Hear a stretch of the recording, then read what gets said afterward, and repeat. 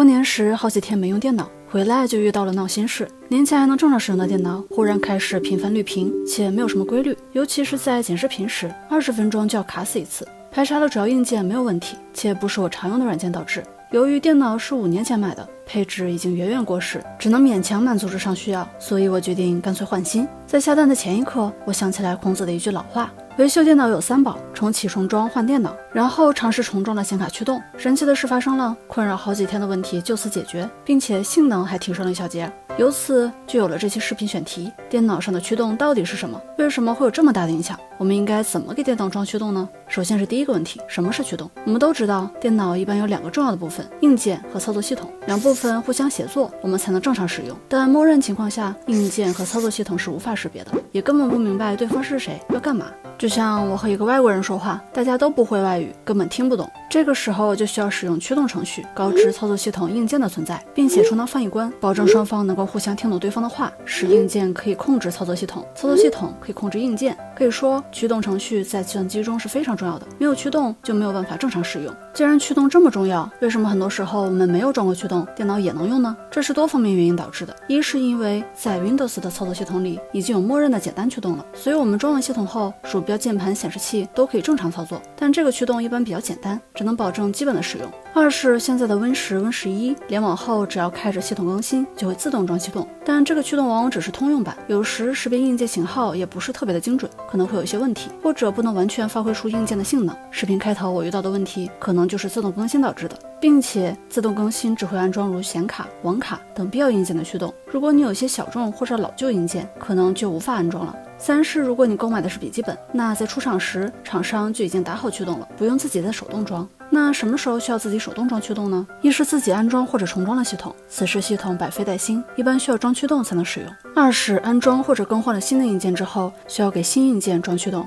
三是现有的硬件遇到了问题，但你不知道是什么问题，就可以更换更新驱动试试。最后驱动应该怎么装呢？一般有3种方式。一是上面提到的让系统自动更新，但上面也说过可能会遇到一些问题，所以并不是非常建议。二是用一键安装驱动的软件，但此类软件良莠不齐，让人难以分辨，并且第一种方式存在的问题它同样也会有。个人建议是，国产软件除了修改版尽量都不要用，如果非要用的话，可以尝试360驱动大师。可能很多人不信，但它确实是目前比较良心且没有广告的。不过下载的时候一定要注意，要下载官网的轻巧版或网卡版，不要下载右边这个捆绑版本。使用的时候直接到驱动安装菜单中安装即可。如果你实在不放心，可以使用 Snappy Driver Installer， 这是一个纯净、开源、免费的驱动软件，并且设备覆盖非常全，老旧小众硬件一般也都能找到，还提供了离线版本，在专家模式下支持对各个硬件进行筛选。三是手动安装，如果你有一定的电脑操作能力，这种方式其实是最好的。如果你是笔记本电脑，一般在品牌官网就能找到相关的驱动。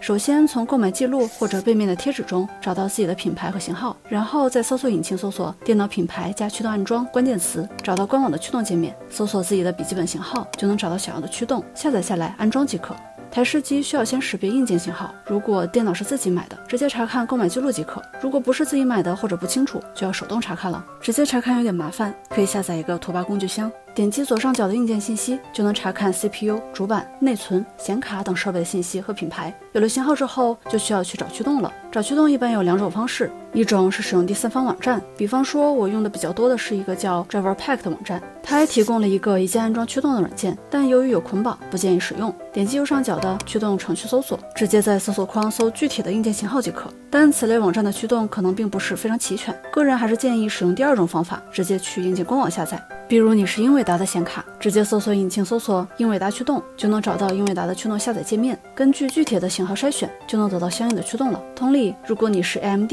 就搜索 AMD 驱动。其他的硬件品牌也基本上都是找官网，找驱动界面，选型号，下载。以上就是我总结的电脑驱动的安装方式，如果你有想补充的，可以直接发到评论区，大家一起讨论。我是全力99，我们下期再见吧。